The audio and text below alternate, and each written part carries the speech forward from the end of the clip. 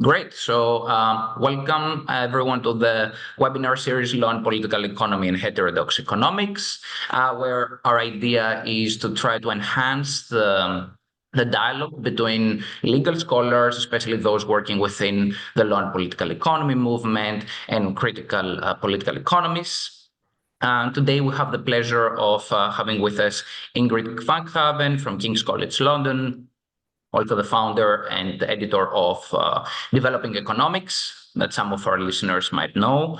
Ingrid's work primarily addresses global inequalities and the political economy of development, especially the role of finance, but also with broader insights on the field of economics as a whole. So today we are looking forward to discussing with her her work on dependency theory and more broadly perspectives on heterodox economics. So thank you very much for joining, Ingrid. Thanks for having me. And we also have with us Alessandra Arcuri from Erasmus University Rotterdam and Ntina Tzouvala from Australian National University, both of whom are doing cutting-edge work in law and political economy and I know are thinking deeply about the structures of inequality and power asymmetry that are embedded in global economic governance. So we are very lucky to have you to lead the discussion, both of you. So thank you very much for joining. And of course, Anna, Chadwick, and I are here to host the webinar. Anna, would you like to kick us off? Sure. Thanks very much for being here, Ingrid. It's great to have you. We thought we would begin with a couple of questions on economics as a discipline, and then move more specifically to talk about your work on dependency theory. So I'd like to ask, an important part of your research program is concerned with critically scrutinizing the field of economics. And I wondered what you consider to be some of the main limitations of mainstream approaches to economics today. Yeah, thank you. Thank you for that question. So there are a few things. Maybe I would say I'll mention maybe four that I've worked on in various collaborations and on my own. So in terms of mainstream economics, I would say that when I'm thinking about that, I'm thinking about like neoclassical or like the developments of neoclassical economics. So what Yahya Madra calls late neoclassical economics, where actually it's usually like on the website, on the American Economic Association website, is often defined as the study of scarce allocation and the most efficient production in face of scarcity, basically, and optimizing human behavior in order to achieve the most efficient outcomes. And this is an old definition. It comes from the 30s, but this is what usually is still the core of the mainstream. But the mainstream is kind of diverse. So, you know, I'm not going to go into like all the different aspects of the mainstream, but this is like the foundation. And just from mentioning that definition very, very quickly, you could see that there isn't much about power. So I think that's one of the key, like, fundamental problems with the mainstream. The way that they approach power tends to be just in terms of market power, like if a firm has, you know, power in terms of price setting, but they don't look at like underlying power structures like imperialism or patriarchy or class. So an example that we use in our book on decolonizing economics is that for like when they look at workers like capital and labor, there is mainstream work that looks at like bargaining, for example, but then there is this idea that you could achieve an optimal outcome where the workers and the capitalists sell, you know, their capital or their labor at the optimal price where everyone's happy. Whereas in heterodox economics, you would say, oh, well, you know, the relationship between capital and labor is fundamentally unequal. There's an unequal power relationship. So it can never be, you can never have like an optimal bargaining situation with like from the critique of mainstream economics. So that would be like a fundamental problem. The structural power is not there. Another issue that I think we'll talk about more maybe later in this conversation is the Eurocentrism in the discipline, where there is this view of capitalism as being a rational system that developed in the global north and that it can spread very rationally and smoothly to the rest of the world. So this has a lot of implications that we can also talk about more if you want. Another issue kind of related to that is the way that it approaches society. So either through methodological individualism, so it sees, individuals as separate units that it analyzes, or firms in the same way, or methodological nationalism, it sees countries as like separate units that aren't a part of a kind of broader structure. So that methodological approach to the economy also inhibits their ability to see the structures that underlie these units that are closely related to each other, actually.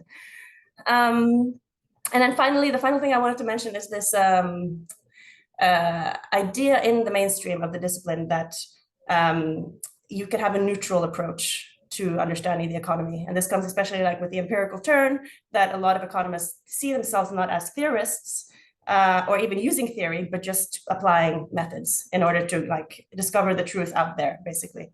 So this completely depoliticizes the debates, and it also makes it difficult sometimes to intervene as a critic of the mainstream, because they'll say, no, but we don't use neoclassical economics. We're just doing an experiment to test the impact of school meals on educational outcomes.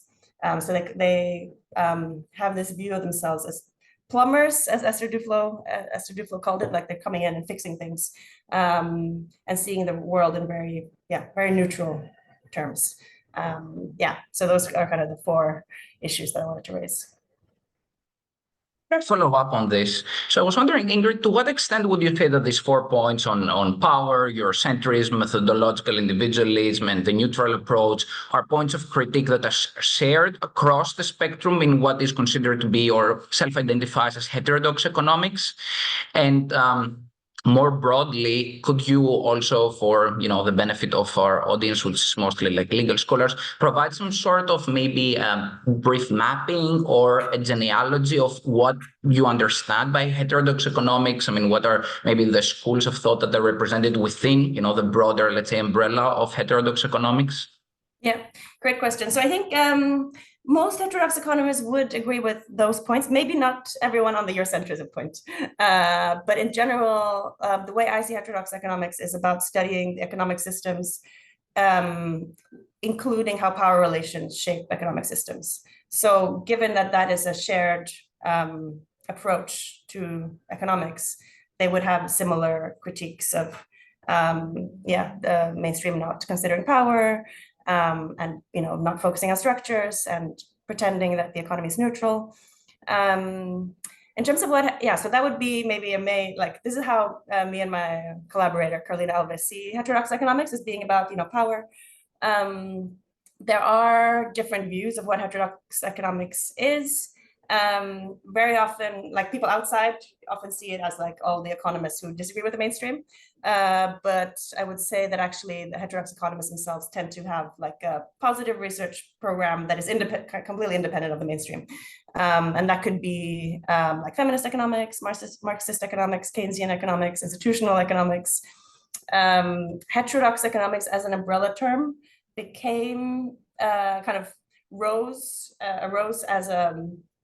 as the mainstream became more firmly cemented as the mainstream and became more exclusionary of alternative approaches. So I think it was first used in the mid 1800s, but it really became more often used like in the 30s, 40s, and then especially during the Cold War, when the US and UK universities really started, and economics departments really started to exclude Marxist, institutionalist, Keynesian approaches. So they then, found each other and started to develop heterodox institutions that now still exist and are very active across the world. Yeah, thanks. Maybe connecting to this point and also to the previous where you hint at the neutrality of economics. Me as a lawyer, I was first exposed to economics through law and economics.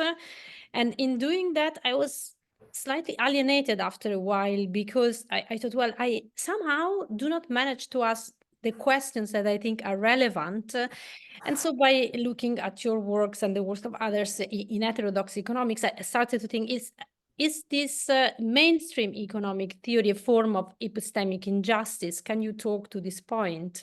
Yeah, that's a great question. It's a great way of putting it, I think, because the way that the mainstream presents itself is that it was a kind of the discipline progressed in a rational way from, they discovered new methods, and then it's the refinement of the method and refinement of the theory, and there's like a process of just becoming better and better and more rigorous. But actually, I mean, it's an epistemic injustice in terms of excluding other theories that actually can allow us to answer different questions. But it's also a very violent process in terms of excluding IMF and World Bank and US institutions acting very actively to exclude professors and academics from universities, kicking them out.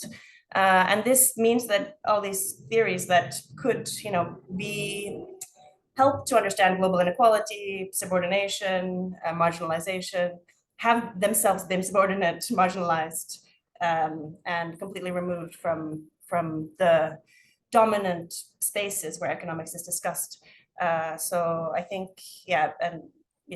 putting it in terms of epistemic injustice is totally legitimate. Yeah.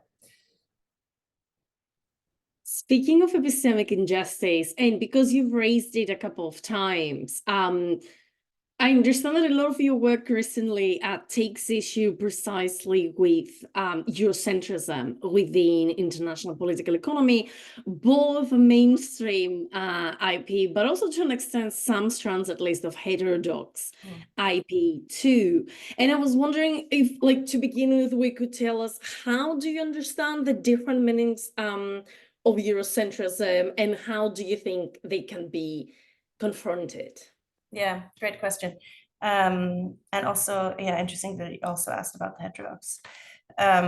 So Eurocentrism, the way I see it, I often build on Samara Min, who wrote this book on Eurocentrism in 1988. And basically the way I see it is this understanding of capitalism as something that evolved in Europe, endogenously in Europe, and through rational progress, technological progress, all these things associated with the Enlightenment, that led Europe to be able to develop capitalism. And that this model, which completely neglects exploitation, imperialism, slave trade, all these things, patriarchy, this model of rational progress could be then implemented everywhere. So that you can very often, mainstream economists or heterodox economists wouldn't necessarily explicitly say that this is how they understand capitalism, but their models would implicitly assume that this is how development would happen. So you see it often in the way that the IPE discipline and economics discipline as well understands kind of Europe as the driver of history, and that others kind of are following. There's others are late developers, as often development economists talk about, that there is this kind of atemporal universalism that a lot of the time history is kind of brushed aside, and institutions in the global south are then thought to they should just try to become more like institutions in the global north, and then they'll also see capitalist development of the same kind. So there is this kind of idea of progress as well that assumes this kind of Eurocentric understanding, which is a distorted understanding, it's not a historically correct understanding. And we can see it in IPE, and the debates in IPE are much more advanced, and there's a lot more kind of radical strands of IPE. And in economics generally has been a latecomer to the debates about this. And in terms of heterodox economics, there's also heterodox economists that make this implicit assumption in their models. And there hasn't, we just finished a book on decolonizing economics that will hopefully come out this year. And we have a chapter on heterodox economics and how there are aspects of heterodox economics that also assume this. There are certain post-Keynesian strands and some feminist strands that assume a kind of Eurocentric understanding of capitalism. But there is also, a strong focus on power. So there's this potential of, dismantling and going beyond Eurocentrism that you don't see in mainstream economics. Yeah. Fantastic. And I'm sure everyone is looking forward to your book. I definitely am. I have a follow-up question on that, actually, which is in the same work. You reference the Dakar Conference of 1972 as a possible counterweight to this Eurocentrism in economics, both theoretically, but also, I think, quite importantly, as anti-imperialist praxis. So I was wondering if you could tell us, like, very quickly what that conference was. And more importantly, maybe what heterodox economists and maybe even lawyers could learn from the Dakar Conference. Yeah, great question. So this conference was in 1972. So me and my co-author on this paper, Felipe Antunes de Oliveira, we tried to figure out what exactly happened in this period. And there's some archival work on it that we kind of went into. And most of the people that were there, or the big kind of dependency theorists, they all wrote about this conference in their memoirs. So basically it was Samir Min who wanted to bring a lot of dependency theorists from across the world, specifically Latin America, to Africa, the continent. And this culminated then in a conference in Dakar, in Senegal, where they brought together a lot of the scholars that would become like the big figures in dependency theory, like André Gunder-Frank and Cardoso, Marini, Dos Santos. And it's interesting because there are people from across the world there, the global north as well, but it was really driven by scholars from the global south, and that were also theorizing from the vantage point of the global south. So not from, like, they were all anti-Eurocentrism, trying to understand the realities of the global south, and comparing situations in Latin America and Africa. So we kind of draw that as one of the main lessons, that like theorizing from the south was something that is excluded in large parts of economics, heterodox economics. I don't know if it's the same case for law, maybe. And then the other thing is that as you mentioned, they had this like anti-imperialist political practices as well. They were not just sort of academics writing in their offices. They were also heavily involved in social movements, anti-imperialist movements, and that is very different from the academia that we see today. And that's not just a problem of, that I guess an individual academic can fix, but it's a problem with society, that there's been this disconnect that I think is important for us kind of to collectively think about how to deal with that disconnect, because now there's all these calls for decolonization of the disciplines, and what does that really mean? Yeah. Thank you. And I think I'll continue from this point because, you mentioned some of the most prominent figures of dependency theory, like Gunder-Frank and Samir Amin.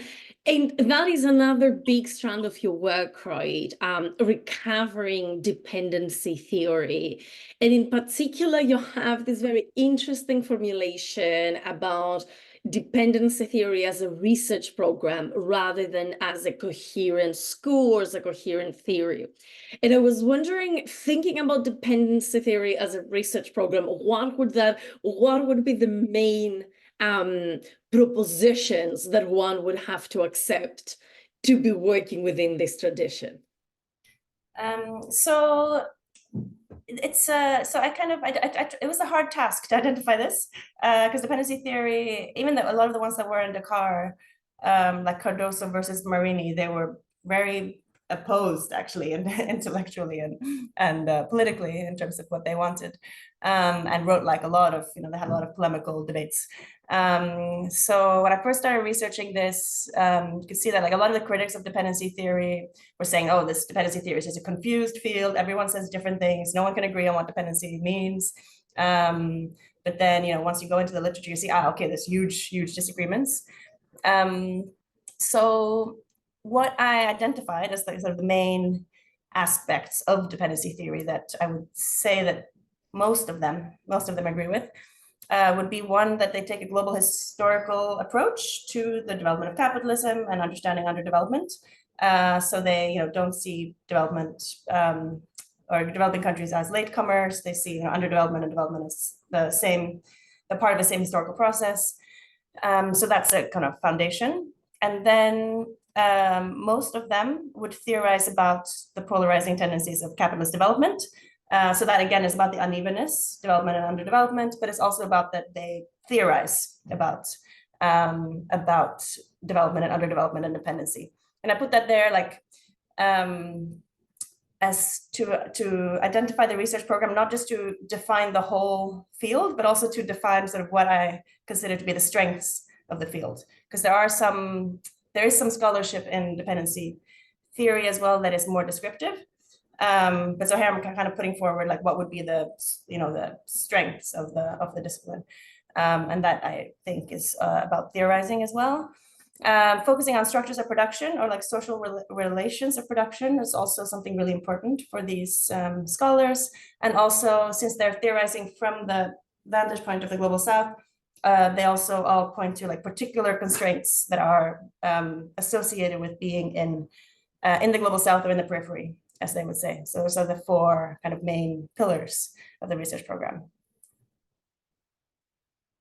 Fantastic. And actually, I want to pick up on one of those, one that I understand is perhaps one of the most central ones, which is the polarizing tendencies of capitalism.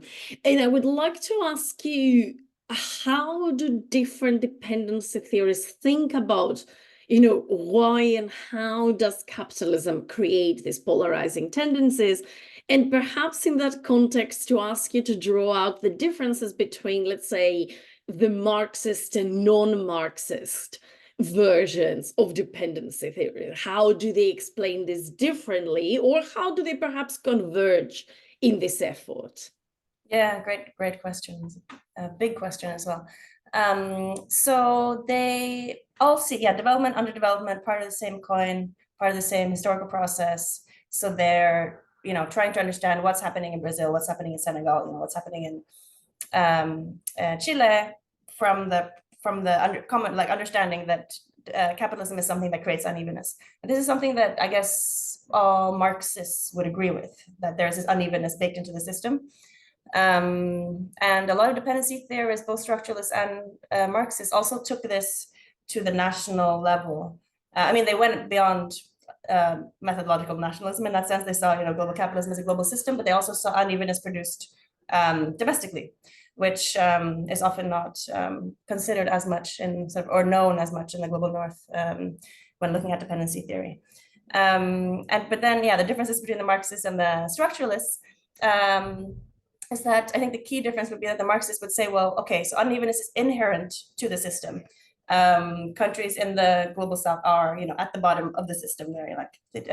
There's this problem of development from being in the global south, and this is not possible to fix. It's baked in. You need to basically have a revolution in order to have a more equal society. Whereas the structuralists within dependency theory also, saw this unevenness being produced and reproduced.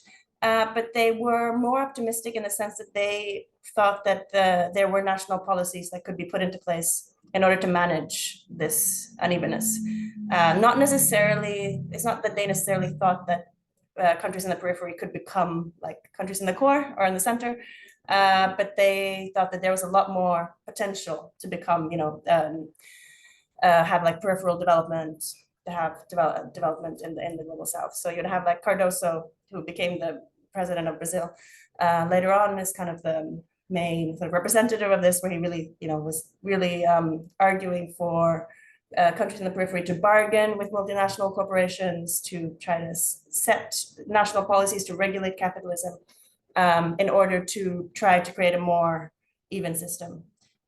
So that's one of the reasons why there were such big debates between like Marini as Marxist and Cardoso as a structuralist, that they really saw the potential for development in the periphery very differently.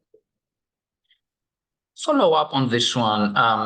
So I just wanted to ask, so if we were to like continue a little bit this debate between Marxists and structuralists with independence theory, how would you say that reflected on how they perceive the importance and the potential of global governance institutions? I mean, considering, of course, our interest specifically in law, and, especially today we have, obviously a stronger focus on international law and international economic law. I think to a certain extent, the debate that you just sketched out sort of maps onto some of the debates within, let's say, international legal scholarship and perhaps, Twale scholarship and Marx scholarship and some debates therein. So I was wondering how, this, with historically, but perhaps also now, how within dependency theory, global governance institutions are being addressed. Yeah, great question. So I would say that for the most radical scholarship on dependency theory historically and now, the global governance, like the institutions of global governance that are driven through countries, like UN institutions, IMF, World Bank, for the Marxists would be seen as a reflection of like bourgeois interests, right? Trying to manage and sustain capitalism. So therefore, there wouldn't be much space within those institutions. That wouldn't be the correct sort of place to put hope for global change for those scholars.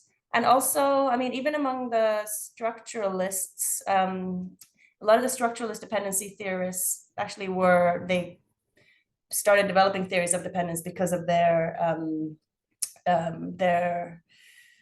dissatisfaction with CEPAL, which is the UN Latin American institution, because they saw that all the limits there, and they didn't feel like CEPAL was able to push forward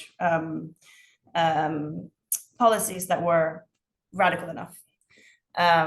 So I would say that would be like the more radical side of it. And you're right; these are reflected in like I'm sure debates in all disciplines actually about global governance. Where the like Cardoso types would be much more optimistic about the possibilities for some kind of consensus to be formed among countries where, and Prebisch wasn't a dependency theorist, but he was a structuralist, and he was, the founder of UNCTAD, who was much more optimistic about UNCTAD as an institution that can identify and push for policies that would make things better for the periphery.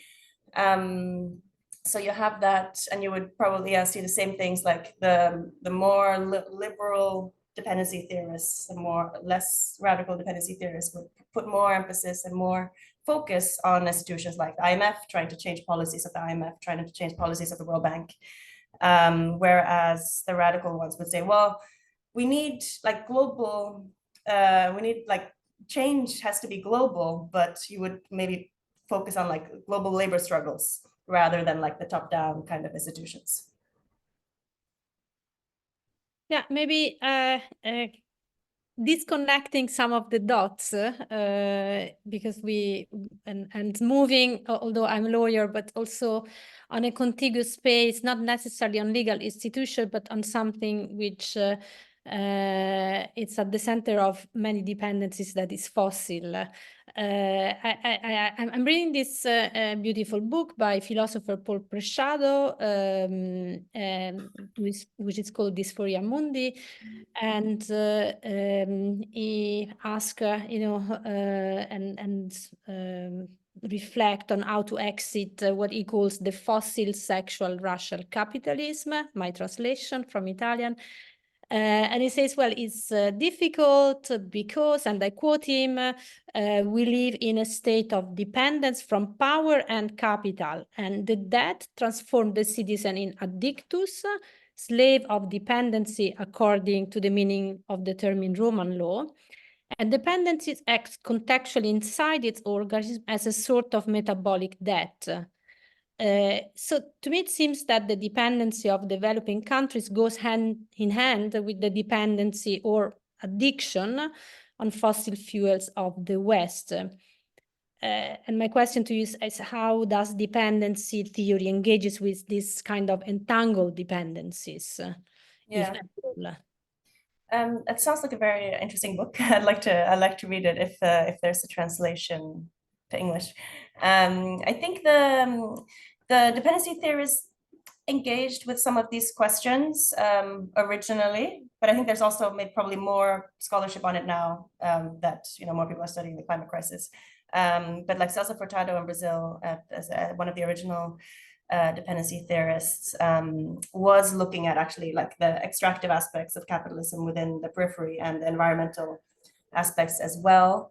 Maybe more, I think my understanding of his work is that it was more looking at, how this extractive nature shaped the economies of the global south in a particular way, and that was very environmentally destructive, rather than the side that you're actually mentioning, which is that it was about the drive for fossil fuel, and this is where the sort of impetus came from, which I think is super important to connect, because that's a development under development aspect as well. And I think there's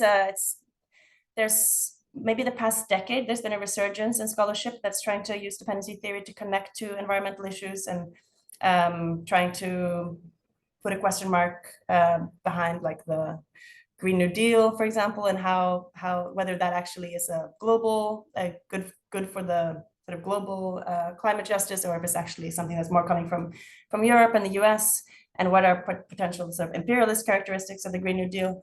Max Eil wrote this People's Green New Deal book, which tries to connect all the different challenges globally to put forward something that is more in line with a dependency theory approach.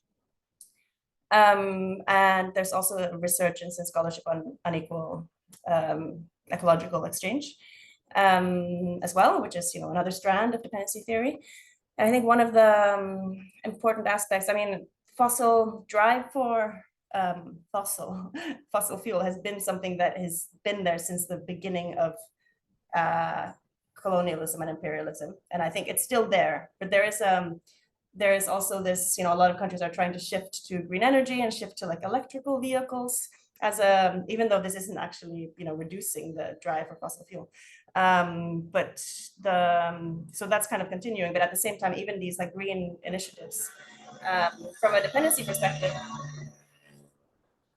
sorry, I live next to a very noisy street. I don't know if that was noisy for you, but so from a dependency perspective, you need to kind of look at the whole production process globally, and how batteries for electrical vehicles, for example, rely on very sort of damaging mining in the global south a lot of the time.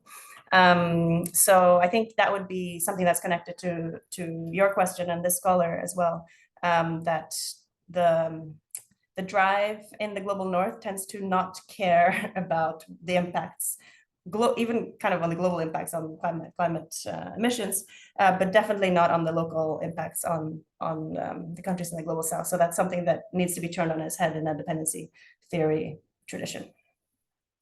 Yeah, thanks a lot. This speaks, I think, to a lot of us. Some of us work on investment agreements, for example. And what's interesting is that one of the argument that is used to support the entire system is that, this is good for attracting investment, and hardly ever theory of ecological and equal exchange are mentioned, which to my, ad hoc knowledge of the field, it goes back also in time, but there is like zero engagement with this theory and empirics. Now the open veins of America, South America is very interesting. But to connect also, and also from my experience, I reside in the Netherlands, so I have seen you have done work on Indonesia, of course, as a former Dutch colony. That's is quite relevant for people living in the country. When I look at the history books of my kids, I'm a bit surprised as I see there is hardly any mention of the fact that under the Suharto regime, there has been a mass killing of about 1 million people, and with extensive support of US and the UK. I learned a lot by reading this book of Vincent Bevins of the Jakarta Methods. And I should say I'm quite worried in these times of raising authoritarianism, I would say even fascism, but that's maybe more contestable. But certainly, I think everybody sees the rise of authoritarianism. I was wondering how dependency scholars engage with the relation between authoritarianism and capitalism. Thinking of Indonesia, like what would happen with Suharto and so on and so forth. Yeah. So there's a whole literature on this, and it's also relevant. I mean, in Indonesia, it's relevant. It's also relevant for South Korea, that often is talked about as this amazing country that industrialized, and a lot of the, I mean, they don't. A lot of the time in the mainstream accounts, they don't look at. There's a lot of factors that they don't look at, but even the heterodox accounts tend to not look at the fact that there was massive suppression of labor, and that it was also an authoritarian country. But yeah, so within the dependency tradition, there's a lot of the original scholarship was actually also on democracy and authoritarianism. That's not my expertise, but there, because the Dos Santos, Bambira, Marini, the more radical scholars, dependency scholars in Brazil, were all in exile in Chile during the authoritarian regime in Brazil. And then, when Pinochet came to power in Chile, they were then, had to go and move to exile in other countries. So a lot of their work actually is on the nature of authoritarianism in the periphery, and the sort of contradictions and limits and possibilities for democracy in the periphery. And there is some research that's now coming out more recently on this, in terms of trying to situate the current moment as well of authoritarianism in the global South, within a kind of dependency theory tradition, in Latin America in particular. So Martin Arboleda in Chile is, I think, coming out with a book maybe next year. And Felipe Antunes de Oliveira, my co-author on the Dakar paper, is doing some work on this in a Brazilian context. So there is this scholarship on it, which is more in the political science dependency theory realm, that I would encourage everyone to read it. I also want to read more of it, but it's something that I haven't myself engaged with as much. Yeah, thanks a lot. So going back to your work, you have discussed in an interview how your personal experience and the places you grew up in did influence your academic research. Could you tell us something more about these places and how they shaped your research agenda and vision? Yeah, so I'm from Norway, and I'm from a very small town in the fjords and mountains. But when I was 2 years old, my parents moved to Botswana. So my mom's a teacher, my dad worked in development. So then he got a job. He worked like at a local city council in Norway, but then he got a job in NORAD, which is the development agency, Norwegian development agency. So I had that kind of, and we lived there for 3 years. We moved back to the village for like 2 years. We moved to Mozambique for 3 years, and then we moved back to the village for 3 years, and then we moved to Cambodia for 2 years. So this back and forth, which I think shaped me in terms of thinking about how, like, Norway is obviously a very wealthy country, and in the village I was at school with children that were from all kinds of backgrounds, children of like carpenters or teachers or all kinds of different class backgrounds, but everyone's very kind of well off, free education, free healthcare, everything was like, and enough clothes, enough food, able to go to university, all kinds of things. Whereas the places that I moved to were all, there was just insane inequalities, racial and class-based. And I think the fact that I lived in there were quite a few different countries, but they all had this kind of intense inequality within them, and like a lot of, not in Botswana, but in Mozambique and Cambodia, there was a lot of poverty as well. I mean, I didn't make the connections then because I was too young. But later on, I think this kind of idea that there is a kind of structure was very appealing to me, because it wasn't just, oh, over there, they're just, you can blame, like, because in some of the literature that I was reading, you could blame culture, or you could blame like a particular history. But the fact that, Cambodia and Mozambique had similar kind of structural traits, made it very hard then for me to buy a kind of culturalist argument about it. So I think that was one aspect that led me probably towards more structural explanations when I started studying and reading about stuff. And also more kind of at a basic level, that it became, this experience led me to become really kind of shocked and fascinated and interested in global inequality and how they're just like so huge. Ingrid, if you don't mind, I wanted to actually come back to a point Alessandra was asking about before, since we still have a little bit of time, which was about like fossil fuel capitalism. And you mentioned, your current work on Green New Deal, and it's actually an area I'm interested in as well. And in particular, I'm looking into, let's say, new modes of extractivism, especially with regards to critical raw materials, which in the end, in many ways, are not really that new.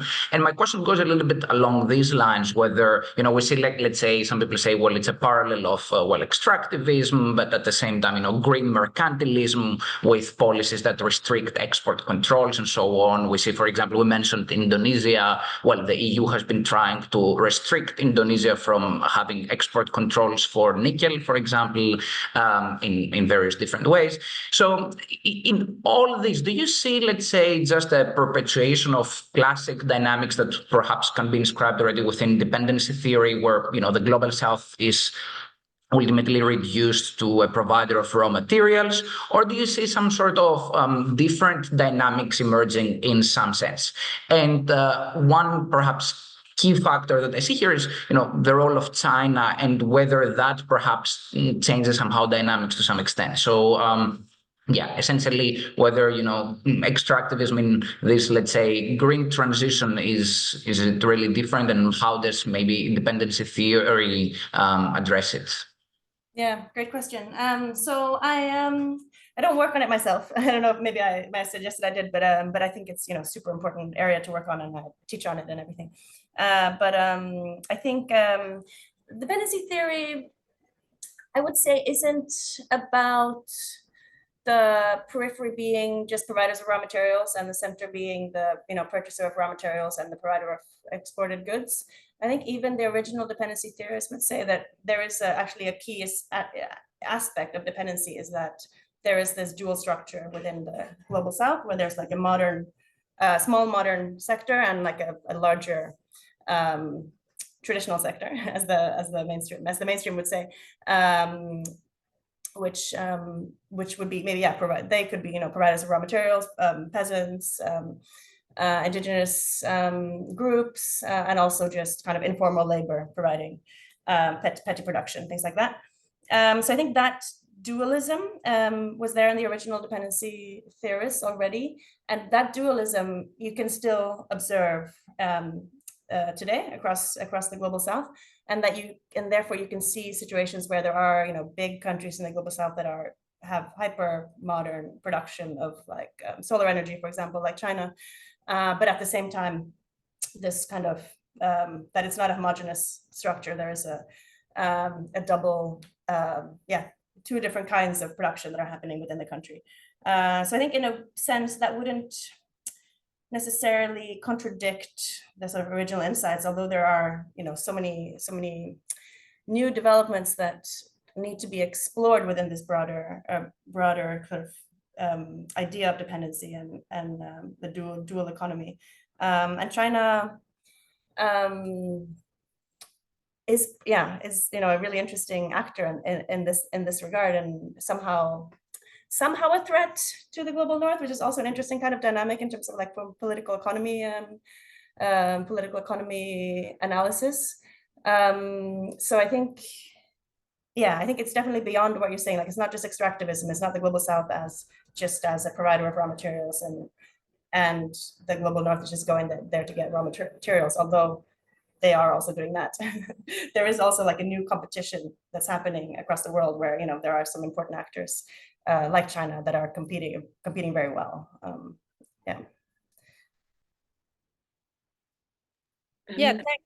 Sorry. You go, Alessandra. You first. You sure? Yeah. Yes, I'm sure. I think mine will come on later. So yeah.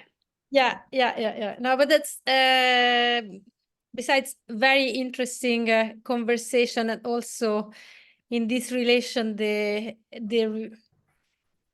new interest of Europe towards Africa. I think it's also and by the way, new investment or in Mozambique that you were mentioning also vis-a-vis political instability, also of fossil company, including Eni and Total Energy. These are interesting development at the intersection of what you were discussing. But since we are getting towards the end, I wouldn't want to miss the question that I think it's most relevant for us lawyers who want to be initiated to the dependency theory. And it's really, if you can recommend us what would be the most, let's say, 5, 6 accessible reading, and if you could include also what you think it's your most important, or if not important, but it's still a relevant contribution for lawyers to start get and familiarize with these theories. I always find these questions very difficult, so I think this is maybe a bit weird, but I think the 1989 reading by Cristobal K is one of the best, which is Latin American Theories of Development and Underdevelopment. And I keep going back to it. I think it's really, really good. It has an overview specifically on Latin American dependency theory, but also other Latin American theories. And it goes through, like I mentioned just briefly earlier, like how it's also about dependence and unevenness within the countries, and it's like a lot, very, very nuanced and very accessible as well. So I definitely think, Cristobal K, and he's written also loads of other things since then. But I think that book still is just really, really good. And then I think Samira Min, 1988, is very good. I recognize that it's not as accessible as Cristobal K, but it really, I mean, it's more, it does, look at the history of global capitalism. So it's a bit more kind of at the global level, and also about kind of the problems that dependency theorists see with mainstream social theory. We do, I teach a course on decolonizing economics now at King's with my collaborator, Devika Dutt, and we do get the undergrads to read it, and they manage. So it's not too bad. But Samira Min is not really known for being particularly accessible. And then I would say, to get to more modern stuff, there is a new Felipe D'Antunes de Oliveira, my co-author. He has a new book actually out. So that could be a good place to go for kind of contemporary discussions about dependency. And he takes a historical view, and he looks at more the political aspects. So that also goes to one of your questions earlier about the authoritarianism and things. He looks at Brazil and Argentina. It's called Dependency in Crisis. That's coming out this year. And then I was thinking that, so for me, to understand dependency theory well, it really also benefited me to read some of the critiques of dependency theory. So I would recommend there's another classic article that I think is really, really good. It takes a little while to read, but it's the Robert Brenner critique of dependency theory on the origins of capitalist development. I think it's helpful to read it just to kind of understand. I mean, he critiques Andre Gunder Frank in particular, who isn't necessarily the most rigorous dependency theorist, but it's really interesting. I learned a lot from I read it at the beginning of my PhD. That was very good. And then so in my paper that came out of my PhD, Beyond the Stereotype, I would also recommend as something that kind of goes through a lot of it presents dependency as the stereotype of being kind of outdated, simplistic, tautological, terrible scholarship that needs to be just dismissed.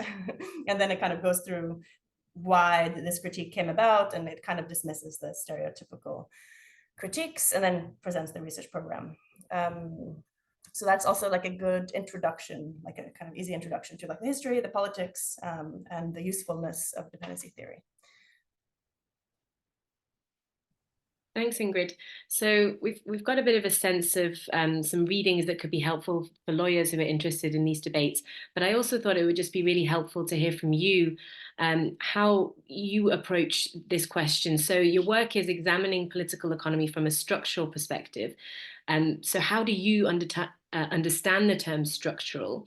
And do legal regimes and institutions play an important role in creating and sustaining the structures of the global political economy in your view? And relatedly, are there any particular issues where you think an interdisciplinary dialogue between legal scholars and political economists and dependency theorists might prove particularly fruitful? Yeah, I think, I think definitely there's, I really appreciate this dialogue that you guys have created. I wonder if we should do something similar from the heterodox perspective and get the lawyers to come and talk to us. Because I definitely think there's so much that we can learn from each other. In terms of structure, the way I've been thinking about it in my work is, the kind of unobservable structures, unobservable system that lies behind observable outcomes. So you can sound like class or patriarchy or imperialism that we need in order to theorize, in order to explain things like poverty or like gender pay gaps, global inequality. So that would be how I understand structure. And I think the legal regimes do play a role in supporting those structures, a very important role. Which is, where I think we have a lot to learn from each other. And I think in a way, interdisciplinary dialogue is very helpful in that regard, but also maybe even going beyond to interdisciplinary to try to think outside of the box and, try to get beyond our own disciplines. I often, don't necessarily want to be an economist who's, using parts of law or political science, but rather kind of think beyond the disciplines.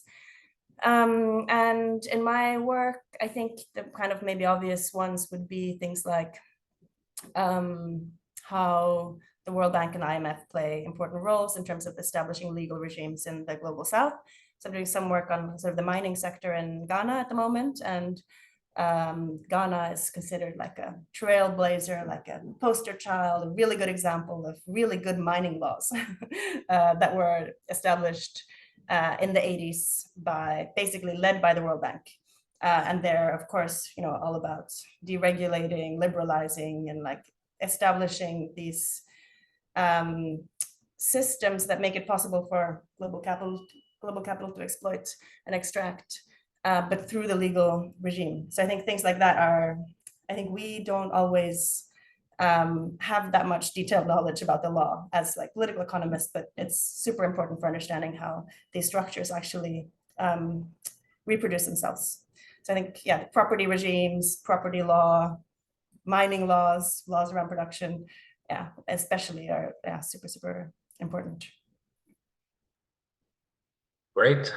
Thank you so much, Ingrid. Unless there are any other questions, I think we've reached the end of the webinar. So, well, let me thank you once again, Ingrid, for taking the time and for all these very insightful answers. And also many thanks, of course, to Alessandra and Ntina and, well, of course, Anna, for being here and, making this possible, leading the discussion and so on. This was found really interesting and very nice. And I hope the audience of Law and Political Economy YouTube channel also appreciates it. So, yeah, many thanks. And I hope we can keep this up and continue the dialogue in other venues as well. Yeah, that'd be great. Thank you so much. Okay, great. Have a good day, everyone. Thank you. Thank you so much. Bye-bye. Bye. Bye.